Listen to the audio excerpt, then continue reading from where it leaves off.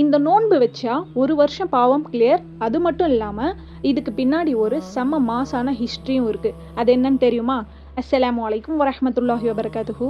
அது என்ன நோன்பு அப்படின்னு பார்த்தீங்கன்னா, முஹர்ரம்ல 10வது நாள், அதாவது ஆஷுரா அன்னைக்கு தான் அல்லாஹ் கடலை 2ஆ பிளந்து மூசா நபியையும் அவங்க மக்களையும் காப்பாற்றினான். கொடுங்கோலன் ஃபிரௌனை அதே கடல்ல மூழ்கடிச்சான். இதுக்கு நன்றி சொல்லவே மூசா நபி அவர்கள் நோன்பு வச்சாங்க.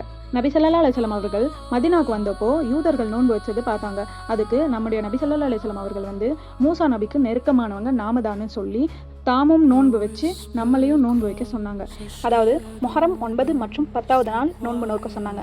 இந்த ஆஷுரா நோன்பு நம்ம வச்சோம்னா நம்மளுடைய கடந்த ஒரு வருஷ பாவங்கள் பரிகாரமாகவும் அமைகிறது அப்படின்னு சொல்லியிருக்காங்க. ஸோ இந்த நோன்பு தவறாமல் வைங்க, பாவ மன்னிப்பு கண்டிப்பாக கிடைக்கும். வருஷத்துக்கு ஒரு முறை வர்றது இந்த பொன்னான வாய்ப்பை மிஸ் பண்ணிடாதீங்க. நோன்பு வைக்க ரெடி ஆகுங்க. இன்ஷா அல்லாஹ் இது மற்றவங்களுக்கும் ஷேர் பண்ணுங்கள், அவங்களுக்கும் இந்த நன்மை கிடைக்கட்டும்.